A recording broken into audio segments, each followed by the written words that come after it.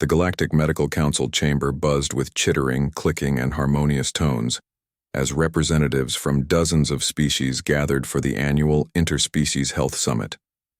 Dr. Sarah Chen sat quietly in the designated human section, her modest medical bag at her feet, while around her towered beings whose civilizations had mastered medicine for millennia, before humans had even discovered fire.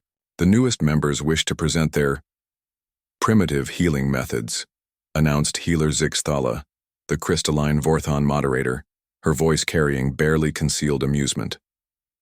The sound that rippled through the chamber could only be described as polite interstellar laughter. Dr. Chen had expected this. Humanity had only joined the Galactic Federation 18 months ago, and their medical technology seemed laughably rudimentary compared to the quantum cellular regenerators of the Kepler-born or the molecular surgery suites of the Andromedans. Where other species wielded devices that could rebuild organs at the atomic level, humans still cut people open with metal instruments and stitch them back together with thread. The humans believe, continued Zixthala, her crystalline form flickering with what passed for mirth among her people, that their hands-on approach and intuitive diagnosis can compete with our precision bioscanners and predictive disease algorithms. More laughter. Dr. Chen noticed that even the usually stoic Rigelian delegates were emanating the low-frequency hums that indicated amusement among their species. High Physician Mordak of the Centauri Empire stood, his 6 arms, gesturing dismissively. We have eliminated disease, reversed aging, and can rebuild a body from a single cell. What could these newcomers possibly teach us? Dr. Chen was about to respond when alarms began blaring throughout the station. The chamber's lights shifted to emergency amber as frantic voices crackled over the communication system. Medical, emergency. All available healers to the Imperial Wing immediately. Emperor Vexnari of the Draconian hegemony has collapsed. The assembled medical elite surged toward the exits, their advanced healing devices humming to life.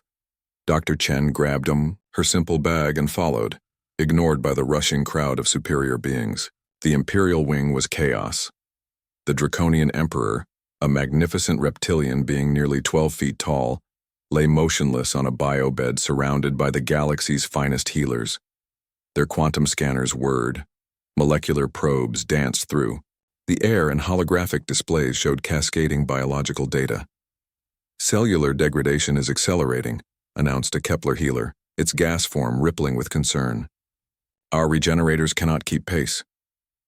The quantum matrix shows systemic failure, but the cause is unidentifiable, reported an Andromedan, its cybernetic implants blinking rapidly. Dr. Chen pushed through the crowd, her human eyes taking in the scene. While the other healers focused on their displays and readouts, she looked directly at the patient. The Emperor's scaled skin had a peculiar mottled pattern. His breathing was shallow and irregular, and there was a slight asymmetry in his limbs that the others had missed while staring at their screens. "Excuse me," she said, stepping forward. The assembled healers barely noticed her. "The biorhythmic harmonizer shows complete neural cascade failure," healer Zixthala reported. "We estimate 17 minutes before complete systemic shutdown." Dr. Chen reached the biobed and placed her hands directly on the Emperor's chest, feeling for a heartbeat. The other healers gasped in horror. "Primitive contact contamination," shouted High Physician Mordak. "Remove the human before she causes further damage." But Dr. Chen was listening, not to machines but to the Emperor's body itself. His heart rhythm was wrong, not just fast or slow, but fundamentally irregular in a pattern she recognized. She pressed her fingers to his neck, feeling for the pulse point that Draconian anatomy texts had mentioned, but that no scanner had bothered to check. "His hearts are out of sync," she announced. Draconians had 2 hearts, she remembered, and if they fell out of rhythm with each other... "Impossible," Mordak scoffed. "Our scanners would detect any cardiac dysfunction." "Your scanners are looking for disease and damage," Dr. Chen replied, pulling a simple stethoscope from her bag, a device so primitive that most of the aliens didn't even recognize it. She placed it against the Emperor's chest, listening carefully. "But sometimes the problem isn't pathological, it's mechanical. She moved her hands to the Emperor's chest and began rhythmic compressions, not the violent resuscitation of human CPR, but gentle, precise pressure designed to nudge his heart's back into synchronization. "Barbaric contact healing," someone shouted, but the biodisplays began to stabilize. The Emperor's breathing deepened and his color improved. Within 3 minutes, his eyes opened.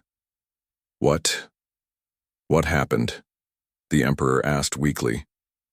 "Your hearts fell out of rhythm with each other," Dr. Chen explained, still monitoring his pulse with her fingers. "It's like a mechanical problem, not a disease. Your advanced scanners kept looking for cellular damage or pathological causes, but sometimes the simplest explanation is the right one." The chamber fell silent except for the steady beeping of monitors showing the Emperor's improving vital signs. Emperor Vexnari sat up slowly, his massive frame now moving with returning strength. "This human saved my life?" Dr. Chen packed, her stethoscope away. "I just listened to what your body was telling me. Sometimes the most sophisticated technology in the galaxy can miss what trained hands and ears can detect." High Physician Mordek's 6 arms trembled. "But how did you know?" "Experience," Dr. Chen replied simply. "We've been healing each other for thousands of years using observation, touch, and intuition. We learned to read bodies before we had machines to read them for us." Emperor Vexnari stood, towering over the assembled healers. "It seems," he said, his voice carrying the authority of one who ruled 100 worlds, "that we have much to learn from human medicine." The laughter had stopped. In its place was something humans had rarely received from their galactic neighbors: respect. Dr. Chen shouldered her simple medical bag, filled with primitive instruments that had just saved the life of one of the most powerful beings in the galaxy. "We'd be happy to share what we know," she said. "Sometimes the old ways and the new ways work better together." As the medical teams began incorporating human observation techniques with their advanced technology, Dr. Chen smiled. Humanity might be the newcomers to the galaxy, but they had brought something irreplaceable: the ancient art of truly seeing their patients. The galaxy was about to learn that sometimes the most advanced healing technology of all was a pair of trained human hands and the wisdom to use them.